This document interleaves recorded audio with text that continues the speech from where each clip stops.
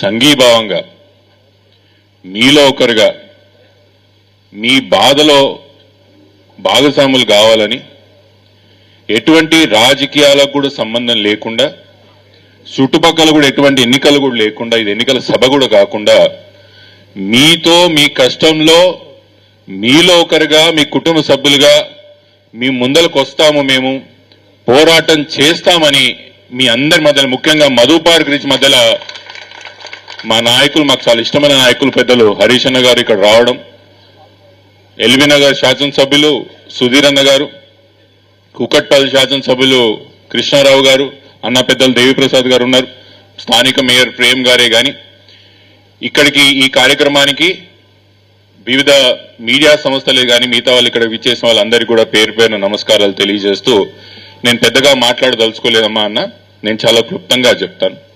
ఇప్పుడే వస్తున్నప్పుడు నేను కారులో హరీష్ అన్నకు చెప్పుకుంటా వస్తున్నా, భారతదేశ చరిత్రలో చాలా ప్రాజెక్ట్స్ ప్రభుత్వం ల్యాండ్ యాక్విజిషన్ చేసి కట్టడం జరిగింది. కానీ ఎక్కడా కూడా ల్యాండ్ యాక్విజిషన్ చేసిన దగ్గర ఎక్కడ కూడా రిసైడింగ్ హ్యాబిటేషన్స్ ని అక్వైర్ చేసి కూల్చి కట్టిన ప్రాజెక్టులు ఈ దేశ చరిత్రలో ఎక్కడా కూడా లేవనే విషయం చెప్తున్నా. మీరు ఎప్పుడన్నా చూడండి, బాంబేలో ల్యాండ్ యాక్విజిషన్ చేసినప్పుడు స్లమ్స్ అక్వైర్ చేసిన షాంటీస్ అంటే అక్కడ ఉన్న హట్స్ స్లమ్స్ ని అక్వైర్ చేస్తారు, లేదా ఇరిగేషన్ ప్రాజెక్ట్స్ కోసం గ్రామాలని డిస్ప్లేస్ చేస్తారు, అది కూడా మనం చూసాం. కానీ రిసైడింగ్ అపార్ట్మెంట్స్ లో ఎప్పుడో డెకేడ్స్ నుంచి తరతరాల నుంచి చూస్తున్న అపార్ట్మెంట్స్ లో కానీ కాలనీస్ లో కానీ అక్వైర్ చేసి ప్రాజెక్టులు కట్టింది ఈ దేశ చరిత్రలో లేదు. అది జరగదు కూడా, జరగనివ్వం కూడా అని చెప్తున్నారు. అది జరగదు. ఈ ప్రభుత్వం ఏదైతే మూసీ రివర్ డెవలప్మెంట్ ప్రాజెక్ట్ అని ఏదైతే పేరు పెట్టి మన ముందరకు వస్తున్నారో, it is a vanity project. చాలా మందికి మనం చదువుకున్న వాళ్ళం వ్యానిటీ ప్రాజెక్ట్ అంటే ఏంది, దీంతో పెద్దగా లాభం ఉండదు. కానీ నేను ముఖ్యమంత్రిగా, ప్రభుత్వానిగా నేను ముఖ్యమంత్రి అయినందుకు చూపించుకోవడానికి ఒక ప్రాజెక్ట్ కట్టాలనే కోరికే తప్ప దీనివల్ల ఎటువంటి లాభం లేదనే విషయం మీ ద్వారా ప్రభుత్వానికి తెలియజేస్తున్నా. మనం మొన్న పబ్లిక్ హీరింగ్ జరిగింది, ఖచ్చితంగా గట్టిగా అడిగినాం. మీకు కూడా తెలియాల్సిన విషయం ఏంటంటే, ముఖ్యంగా మా హైదరాబాద్ కోట్ కాలనీ వాళ్ళకి అక్కడక్కడ నోటీసులు ఇచ్చిండ్రు. We are acquiring this set property and the premise of MFL levels, FTL levels అన్నారు.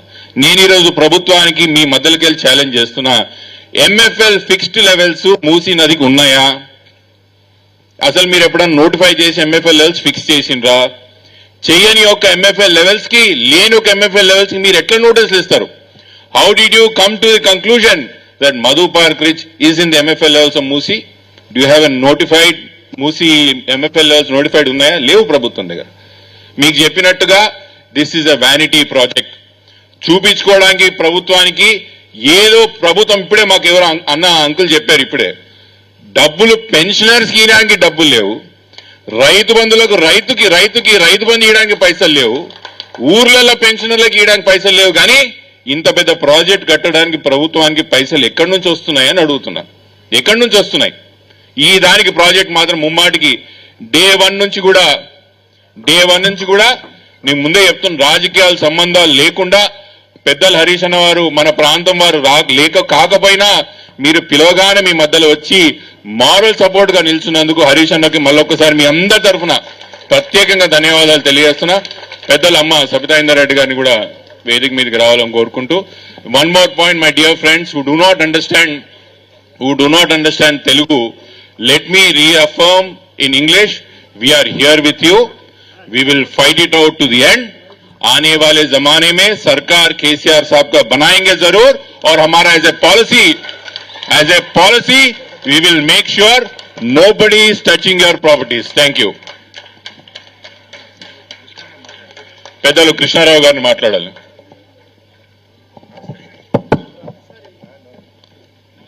పెద్దలు